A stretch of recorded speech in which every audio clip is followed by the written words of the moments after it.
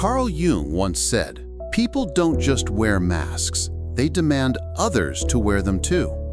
But what if I told you there are 5 questions people ask that silently poison your peace and power? Stay with me, because by the end of this video, you'll never answer them the same way again.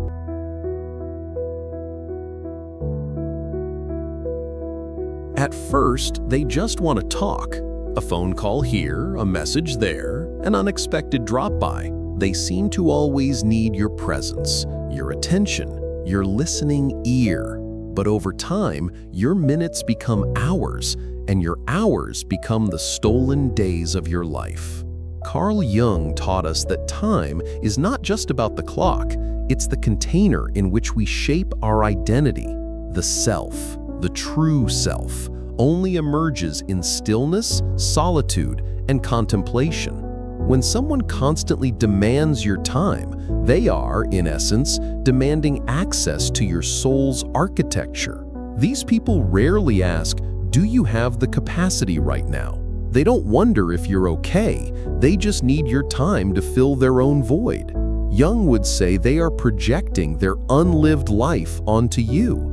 They can't sit with their own thoughts, so they use yours to silence theirs.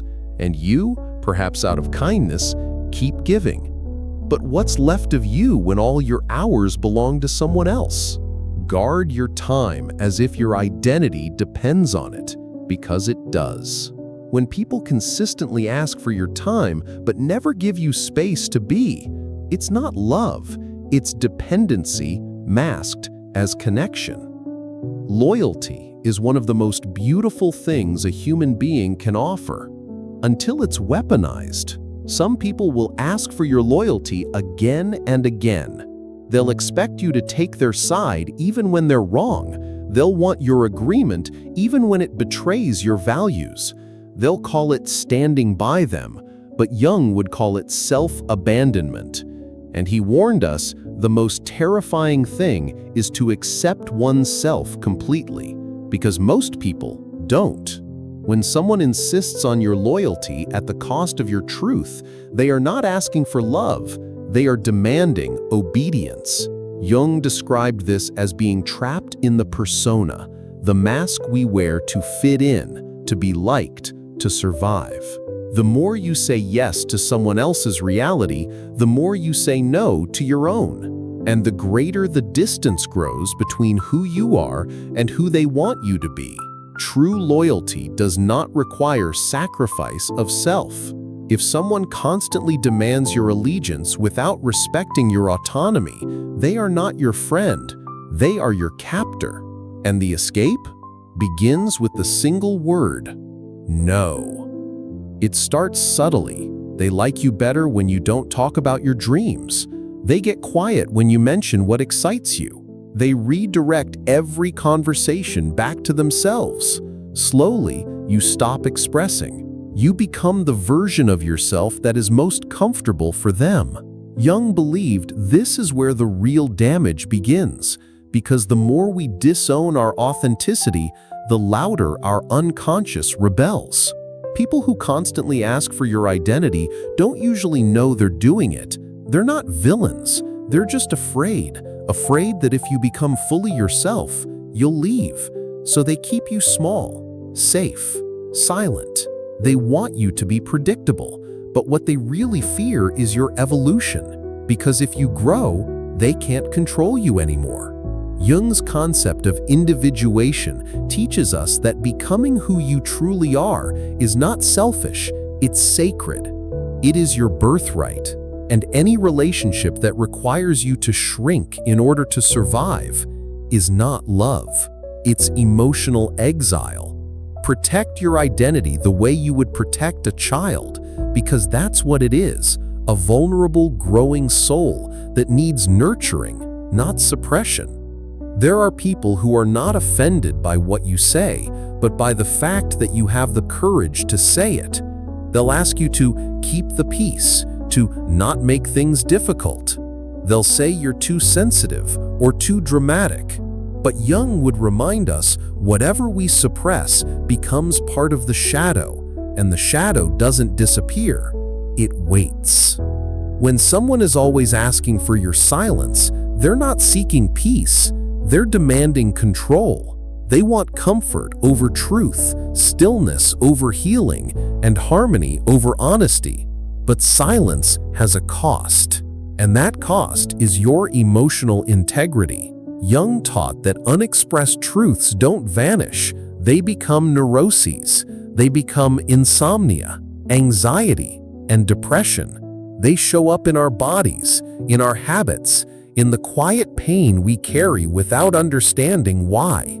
If someone demands your silence to maintain their comfort, they're not protecting love, they're protecting illusion. And the truth will always find a way out, whether through your voice or your suffering. Choose your voice. We all need affirmation, but there are people who turn this into a constant drain. They need you to agree with every decision, praise every move, assure every doubt, and if you don't, they withdraw, or worse, they attack. Jung referred to this dynamic as the wounded healer, the person who unconsciously manipulates others into caretaking their unresolved pain. These people don't want partnership, they want reassurance. Every compliment you give becomes a brick in the foundation of their self-worth, and soon your emotional labor becomes their emotional stability. But here's the truth, no matter how much you give, it will never be enough. Because what they're missing isn't external, it's internal. Jung believed that true healing begins when we stop outsourcing our worth, when we confront the emptiness inside instead of demanding others fill it. If someone constantly asks you to prove their value, they are not loving you, they are using you as a mirror. And mirrors eventually crack. Carl Jung once said, "You are what you do, not what you say you'll do." And in the context of relationships, what people consistently ask of you reveals everything. If someone always asks for your time, they may be afraid to face themselves. If they always ask for your loyalty, they may fear abandonment. If they ask for your identity, they may lack one of their own. If they demand your silence, they fear truth. And if they crave your validation, they're terrified of looking inward. But understanding doesn't mean you must stay. Empathy is not an excuse for erosion. Jung believed that individuation, becoming your whole self, is the highest goal of life. And that journey requires boundaries, not walls. Distance, not disconnection. Awareness, not avoidance. So if you see yourself in this video, if you've been drained, silenced, or shaped into someone unrecognizable, know this: you are not wrong for walking away. You are not cold for protecting your peace. You are simply becoming conscious. And once you become conscious, you never go back to sleep.